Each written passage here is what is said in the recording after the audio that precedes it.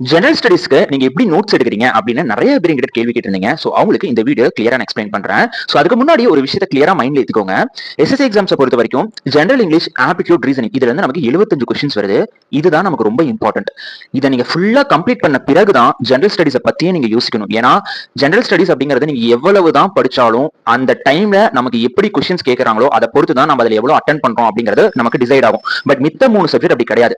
75 கொஸ்டின்ஸ்க்கு நீங்க ரெடியான பிறகு ஜெனரல் ஸ்டடீஸ்க்குள்ள வாங்க. சரிங்களா? சரி, இப்போ ஜெனரல் ஸ்டடீஸை பொறுத்த வரைக்கும் நான் எப்படி நோட்ஸ் எடுக்கணும் அப்படின்னா, ஃபர்ஸ்ட் இந்த ரிட்டன் நோட்ஸ் நம்ம ஒரு வீடியோ பார்த்து நம்ம ரிட்டன் டைப் நம்ம நோட்ஸ் எடுப்போம் இல்லையா, அந்த மாதிரி எல்லாம் எஸ்எஸ்சி எக்ஸாம்ஸ்க்கு பண்ணாதீங்க. அது வேஸ்ட் ஆஃப் டைம்.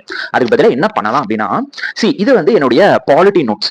நான் வந்து எஸ்எஸ்சி எக்ஸாம்ஸ் இல்ல, பொதுவா பாலிட்டிக்கு நான் இந்த ஒரு நோட்ஸை மட்டும் தான் நான் ஃபாலோ பண்ணுவேன். சரிங்களா? ஸோ இது எப்படி அப்படின்னா, இது வந்து ஃபார்மர் எஸ்எஸ்சி அப்படிங்கிற ஒரு யூடியூப் சேனல். அவங்க வந்து வருஷம் ஒரு பேட்சுக்கும் ஒரு பிடிஎஃப் ரிலீஸ் பண்ணுவாங்க எல்லா சப்ஜெக்ட்டுக்குமே.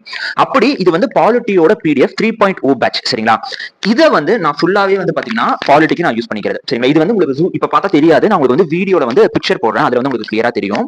சோ இதுல வந்து நான் வந்து ஒவ்வொரு பாயிண்ட்டையும் இம்பார்ட்டன்ஸ்லாம் என்னென்ன அப்படிங்கறத நான் ஹைலைட் பண்ணி வச்சுட்டு ரிவிஷன்ஸ் பண்ணும்போது அதை மட்டும் தான் ரிவிஷன்ஸ் பண்ணுவேன் தவிர்த்து இதுக்காக உட்காந்து எழுதிக்கிட்டு தனியா நோட்டு போட்டுக்கிட்டு அப்படிலாம் நான் பண்ண மாட்டேன். சரியா? சரி, ஃபார் எக்ஸாம்பிள் இப்ப நான் இதுல ஒரு டாபிக் நான் உங்களுக்கு காமிக்கிறேன் பாருங்க.